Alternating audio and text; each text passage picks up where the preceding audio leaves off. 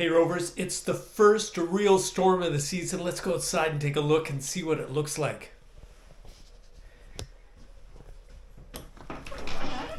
Hang on to the door, it's pretty windy.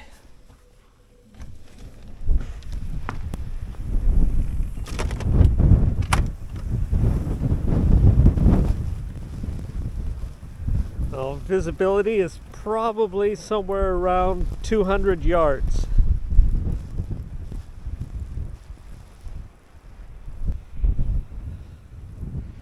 You can see my footprints. Let's see. So probably a finger's worth of snow, so probably let's say 3 inches, and that's just in the last hour and a half or so, maybe 2 hours.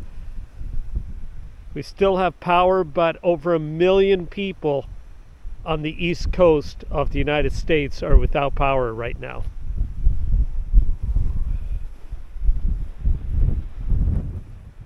Well, Rovers, it's the next day and we fared just fine. We didn't lose any power at all, but I do have a plan on what to do should we lose power to save the contents of both my fridge and freezer. Let's go inside and take a look. So like most folks, we would have, probably a few $100s of meats, which are quite valuable, and other consumables in our fridge, and you don't want to lose those if the power goes out. So my original plan revolved around this unit right here, which is the Bluetti AC200 Max. And it's a good unit, but Bluetti has sent me a new unit which to review, which is very similar in capacity, and really I think it's got a few improvements over this unit, and this is the Bluetti AC200L. So what's the difference? Well, the first difference is you can just plug this directly into the wall. So it's very straightforward, as opposed to this one, you need to carry this brick with you, and it plugs, this is plugged into the wall, and then the unit is plugged into this. The second thing is this is much quieter, and you can look at the stats online. It's much quieter when it's recharging, and it's also considerably faster to recharge than the original Bluetti. Well, anyway, you can see all that data online, and I'll put a link in the video description. The most important thing I want to know is how long will this unit keep this fridge going? So I'm going to plug it in, and then we'll just keep monitoring it over the next day or two. All right, so I've got the power cord for the fridge. Now, I've charged this up a couple of nights ago, so let's see how easy it is to operate. This is the power button. And give it a second, then the screen lights up. It tells us we have 100% capacity. It's totally topped up. So now the next thing I want to choose is I have DC, USB, or AC. So we're using AC power. So I do that. Now it's all set to do. All I need to do is just plug it into one of these many ports. And I'll just take this.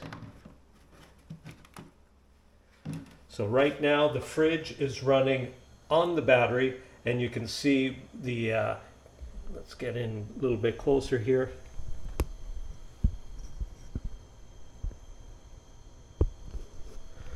So you can see we have AC output of 108 watts. So the fridge is drawing power right now, and you can actually hear it. That's the compressor going in the fridge. So it's telling me right off the bat I've got 18 hours with this. Now bear in mind that this unit is expandable. It can take, I believe, 2 more big batteries, which will really extend how long it'll last.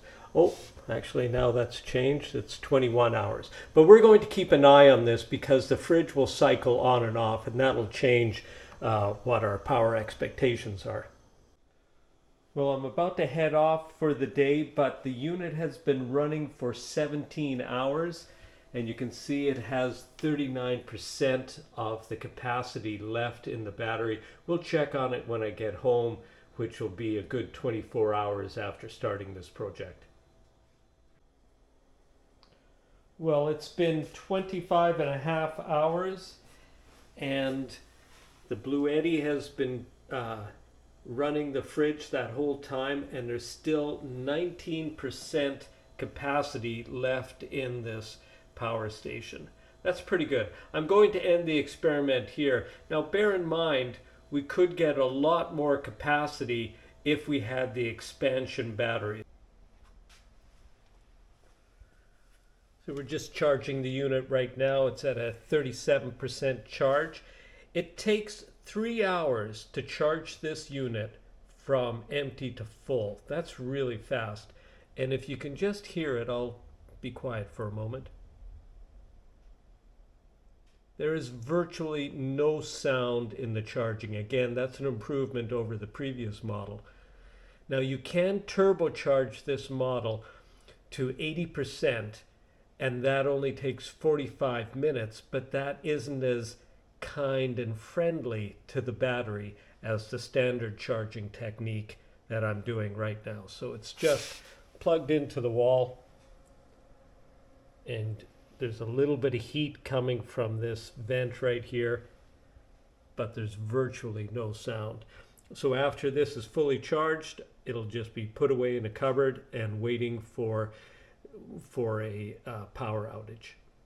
Well, Rovers, thanks for watching, and forge your own adventure.